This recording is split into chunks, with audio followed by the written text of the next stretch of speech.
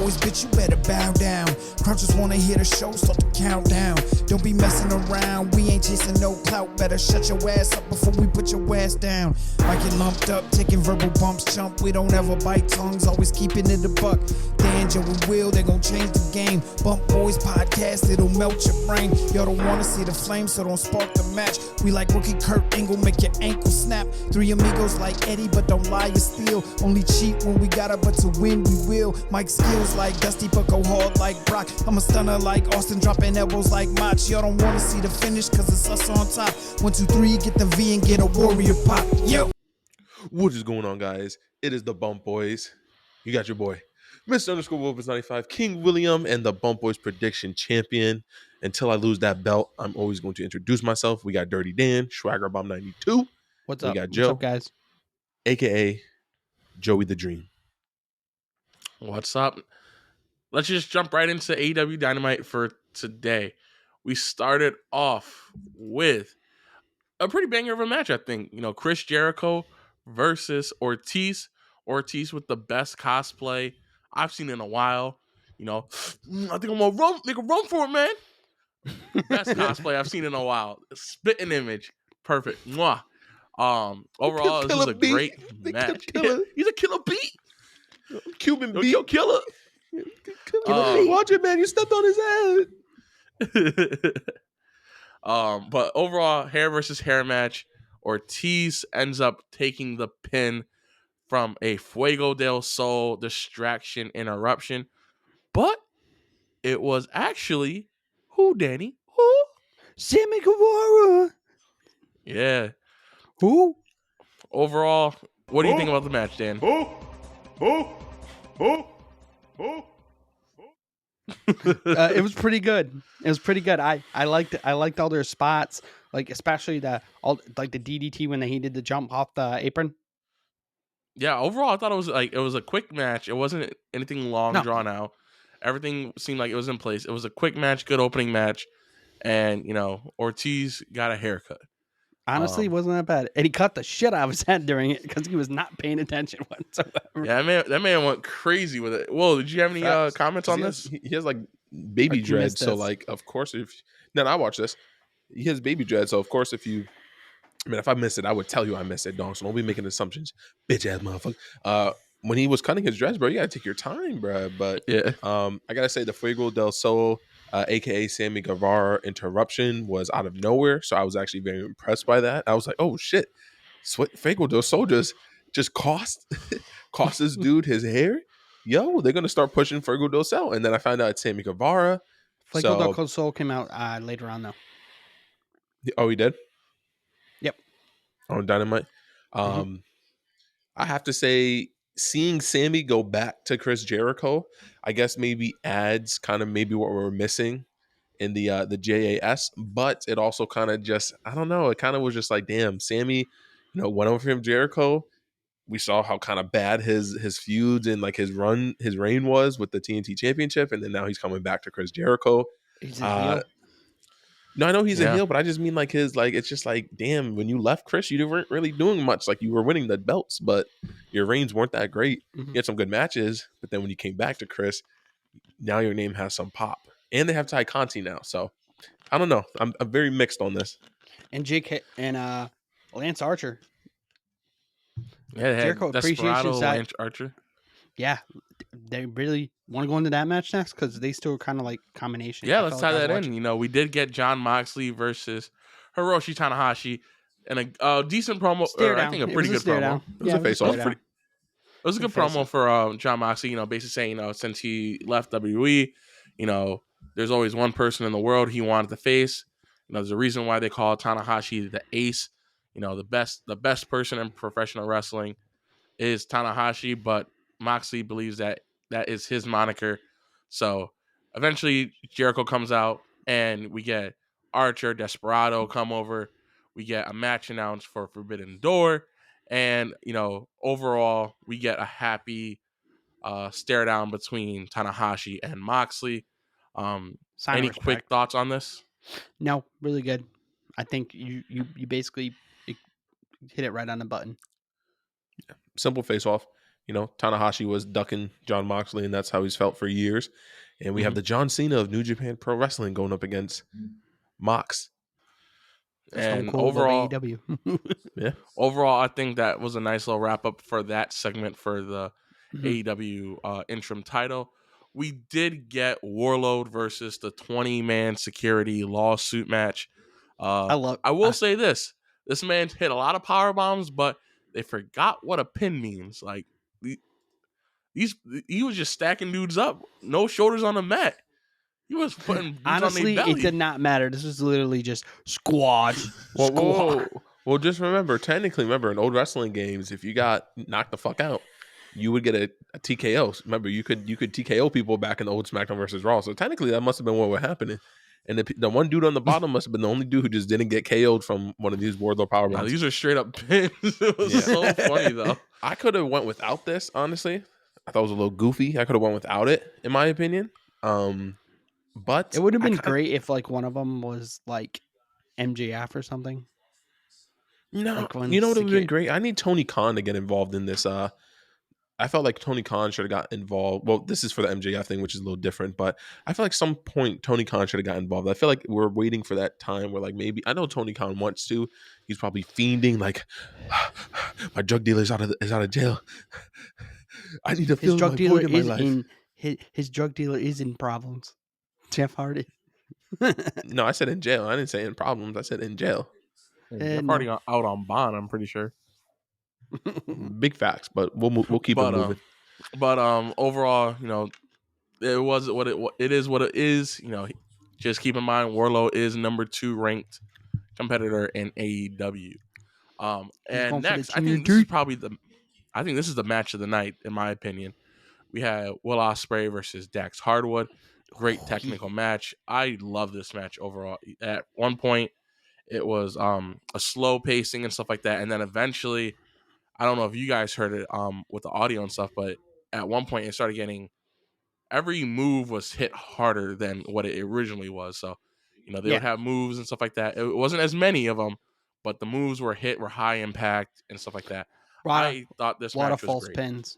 A lot of false pins, especially on that like Osprey cutter. I'm gonna just call it the Osprey cutter. I forgot what it's called. No, I think it's actually called the Osprey cutter. I'm pretty sure it's called the Osprey cutter. Everybody has a fucking cutter in this game. I swear to God, yo. Everybody just loves Dude, the cutter, everyone has a cutter and everyone has a super kick. A super kick, yeah. And then everyone has a Toroshimo dive through the rope. Suicide dive. Yeah, but they call it it's called a Toroshimo something. I forgot it's called. Or a driver.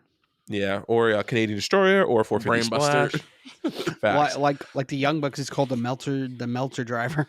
The Melter driver, yeah. I gotta say this: Will Ospreay, that man's a beast, man. You gotta start watching more of his matches. Will you gotta go watch New Japan man. stuff. I don't like his finisher move though. It was kind of trash.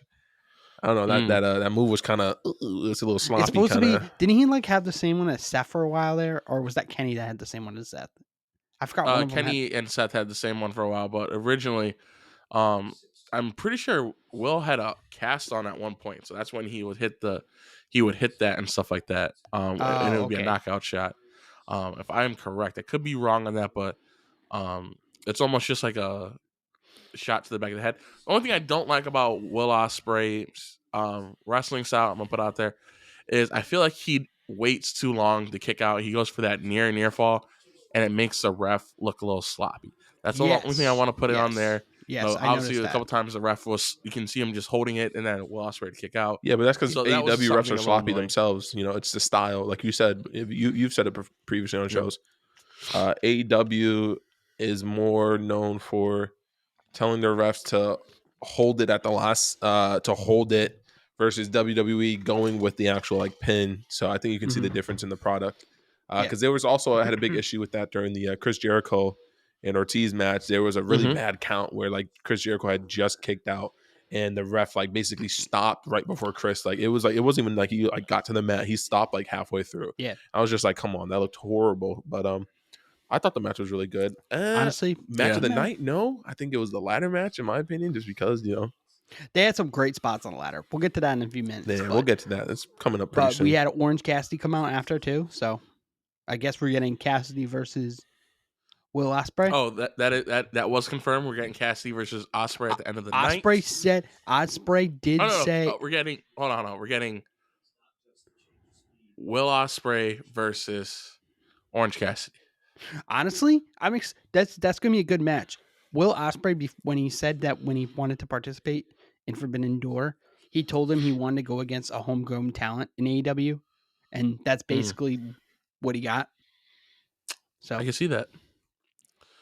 We did get another segment, another All Atlantic Championship match qualifier. We got Miro versus Ethan Page.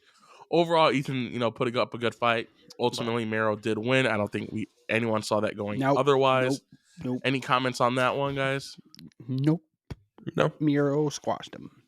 I would just like to see eventually Ethan Page. I would love to see Ethan Page eventually in a title reign for like maybe TNT Championship. I just think he has the look, the body. He could talk on the mic. Todd Conti. I think he can really let it go on the mic. So I would like to see him get that push. But I'm just gonna say one thing. Oh, I'll say this at the end. I'll say this to the end. This would be my end take because there's something that I just can't stand right now in AEW that's just driving me fucking loco. I mean, crazy. But like Will said, one day, we're gonna see Ethan Page get that, that big push. Person who did get a big push tonight was Toni Storm with a clean pin on Britt Baker DMD. Overall, this was a pretty good match too. I'm not a big Toni Storm or Britt Baker match or wrestler. Wait, save Danny. Danny, you'll get the last take on this. Wait, Danny, you get the last take on this match. But overall, this match I thought was pretty good. A lot of the outside stuff was a little confusing, a little weird. Didn't make sense logically. But overall, good match, good selling from DMD. Tony fucking Khan. Toni Storm comes in. You give her the pin over Britt. But you can't give Ruby Soho the fucking win. What is wrong with Tony, bro? Tony pulls the trigger at the wrong time, bro. Because we haven't even seen Ruby since the fucking pay-per-view, bro. It's like, what the fuck is going on with Tony Khan? Like, you're telling us some good stories, but then again, you're giving us, like, I don't mind the Toni Storm Britt Baker. I think it's good. It's nice seeing this. It's refreshing. But come on, you could have, like, you could have given Ruby the fucking win. Now we see that she's now back doing nothing. Fucking, like, oh my God. Like, yeah, so like, come on, Tony, bruh. But you have Britt Baker lose on a fucking Dynamite, but you can't have her fucking lose at the pay-per-view against Ruby in a fought-off battle. No, but we gotta do. Oh my God, Owen Hart passed away and his wife's here, so they were a couple. So we gotta have the couple win it. Fuck you, Tony Khan. Fuck you. Speaking of the couple, I have no comment. But speaking of the couple, we had a promo by Adam Page calling out Jay White, the new IPGW World Heavyweight Champion. IWGP Women's Championship, yes. Get that shit right, bro. IWGP. That belt looks horrible, bro. It looks like the fucking Divas Championship belt. Honestly, the new one looks bad. I don't like the new one. I like the old one. The old one looks better. But honestly, Dan, as you were saying, what were you saying? Joe, by the way, you just made the intro. I did that on purpose.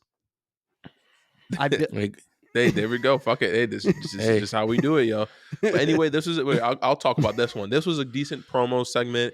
It was funny seeing how, Jay White, oh my God, Jay White's actually going to wrestle in an AEW show? Oh my God. I think he's only had one fucking match, and it was his opening match on Rampage, and Jay White went missing for the last few months and wants to do Ring of Honor shit, wants to do TNA shit, or whatever he's been doing, IGWP, Japan, Korean, all this shit.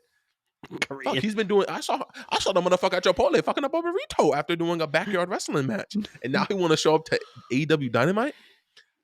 Clearly, he was saying, "Hangman, you don't deserve it. You just lost your championship." Adam Cole, you've lost every chance you've had to try and get the AEW championship. So you don't deserve it. So he's going to challenge someone who's actually worthy of it. So we just don't know what's going to happen there. I think it's going to end up being both of them. Yeah, it's going to be a triple threat. Of course, it's got to be it. Of course. The one thing I thought about this promo, though, I don't know if you guys caught it. Hangman Page came out and said, he wanted to challenge Okada for the title, but Okada didn't have the title. Screw it. Let's just face Okada. And then Adam Cole came out and was like, no, you don't get a title shot. You just lost. I'm getting a title shot. Okada's not the champ. And I'm like, didn't he just say he wants to face Okada, who's not the champ, and it's okay that it's not for the belt? And Adam Cole was just talking. I'm like, this is why I hate you, Adam. You don't listen to people. You don't listen and then go off it. He just assumed he said he wanted to face Jay White. I could be wrong. If I'm wrong, let me know in the comments, guys. You know, I'll admit I'm wrong. I'm pretty good at that when admitting I'm wrong. So, but I'm pretty sure, like he said, I want to just face Okada anyway. And then Adam Cole out here spewing a bunch of shit. I don't want to see your ass wrestle anyway. But yeah, Dan, any takes from this match or this segment? Honestly, no. You guys basically said what I wanted to say, so I don't need to rehash what you guys need to say again. all right, let's move it on. And then on to our main event of the evening. Card is subject to change. Just remember that. You know, the Young Bucks versus Jurassic Express AEW tag team title match. I think the Hardys were originally in a ladder match. The Young Bucks ultimately pick up the win, becoming the first ever 2-time AEW World Tag Team Champions. Danny, what's your take on this? I think the original plan was the Hardys to win this. That's exactly what I was thinking. Of course, yeah. Yep. Of course. Yep. Agreed. Yep. Agreed. Because I didn't think they wanted to pull the trigger on a 2-time Young Bucks. Well, I think that was kind of like, all right, we have the Young Bucks in here, and maybe Tony Khan's a mastermind. Maybe he did this triple threat because he knew if Jeff wasn't there, he could at least have some sort of storyline and keep moving along the Jurassic Express storyline, because it was like the perfect time to do this. We're not going to talk about that yet. That is last we're going to talk about. Also, Jeff said he knew he wasn't going to be able to compete. No, Danny, don't talk to me like how Joe talked to you. I'm actually staying on topic, Danny, versus, yo, you remember what happened on Monday Night Raw? Yo, it's crazy. Hey. I'm actually staying on topic, and I didn't even say anything yet, Danny, too. So don't try to be that guy, Danny, because listen, you're not that guy, buddy. You're not that guy. All right, any takeaways from this match, guys? Who the fuck is that guy? Who the fuck is that? Okay. Any takeaways that you guys noticed in this match? I like the spot where Dinosaur Boy went to the table. Yeah, that was a nice spot. Luchasaurus? Facts. Yes. The Jurassic Express, bro, these dudes be like, it's like they be like, Joe, you know how I was like jumping off in your pool, just doing like the relaxed shit? Bro, Jungle Boy did that, and he basically just went like this. Like, he put his hands behind his head and took them, and then Luchasaurus just went, bums away. Just basically fell sideways into... Honestly, I think you should make it the bums away. Yeah, basically, like he just did a. It looked like he was just like laying. Yeah, send it. Fuck it. Send Full Sail. Send that bitch. It was a good match. I thought it would have been a lot better with the triple threat. I feel like they probably were planning a lot of spots. So I feel like we were gonna get a banger. I mean, like something to really go down. I thought this match was a banger show, but not like how it was gonna be with the Hardys, bro. I feel like Luchasaurus and the Jungle Boy took a lot of spots that they weren't originally planned. Like, some of the stuff Luchasaurus was taking, I was like, Lucha, you're never, ever going to take that spot. And I feel like because Jeff and Matt are out of this match now, he had to take a lot more spots than he needed to. Of course. I think he went through, like, how many tables? Like, a shitload of tables tonight. The human crash dummy wasn't in the match. So, Jeff literally crash dummy, crash D site. But yeah, take spots when you hire. It was a good match. Good match. So, after the match, whoa! Since you said I can save it, Joe, may I interrupt and say what happened after the match? Sure, you can do it. Sure. So there was a spot at the end of the match where Jungle Boy got pushed off and basically looked like he rolled his ankle. So Young Bucks retain. They leave the ring pretty quick, which kind of signal, all right, they're not celebrating. Christian comes out, checks on the big boy, goes to check on Jungle Boy. Him and the doctor are walking out of the ring. As soon as Jungle Boy goes to step through the ropes, Christian grabs him. Does whatever the Christian's move is. I totally forgot what his move is. There we go. Kill switch, turn Holmes' lights off and tried to roll him over. Couldn't do it. So went, Stone Cold, Stone Cold, Stone Cold. All up in Jungle Boy's face. And it was a nice little heel turn. And we got a concerto. Got a lot of nice edge vibes. Honestly, I really liked it. I started screaming. I was like, finally. Oh, yeah. Finally, they pulled the trigger. Literally. I feel like there's too many concertos in wrestling right now, especially overall. I'm gonna leave it at that. But I think it was long. It was foreseeable. I think it was very predictable. It was gonna be a turn. Yep. And I think this is gonna be a next really decent feud for Christian and Jungle Boy in the future. So, any wrapping up closing remarks you guys have? Nope. Actually, we got to rate it. Give us your rating. What do you rate this? I give it a 9. Well, 8.5. I will give this one. I'm gonna give it an 8. I want to give it 8.85. Overall, I thought it was a great 8.9 if you want. I thought it was a pretty good match. You know, the Dax Harwood Osprey match was really good. A couple things I would have tweaked here and there, but overall, I think it had a good. Contrast of everything. Mm-hmm. Honestly, yeah, it was a good match. They booked this card very well. I'm excited to see what Rampage has for us. I'm excited to see Jade versus Willow. Yeah, I can't wait to see that. And I will say one last closing thing. They did have me and Will's favorite UFC fighter growing up, Matt Hughes, show up. Greatest welterweight fighter of all time. And Tyron Woodley. Hey, he got knocked about Jake Paul. Yeah, the best boxer in the world. They had a legend with a bum ass motherfucker. Anyway, though, I'm gonna save my segment for another video. I'm gonna do my own personal video on what I was going to say because I'm gonna do some edits on that. So we have nothing left to say. We rated it. We talk shit. It's been the boys. Peace. Must bid you adieu. Goodbye. Mwah. And good night. Oh my God, it's so great. Bang!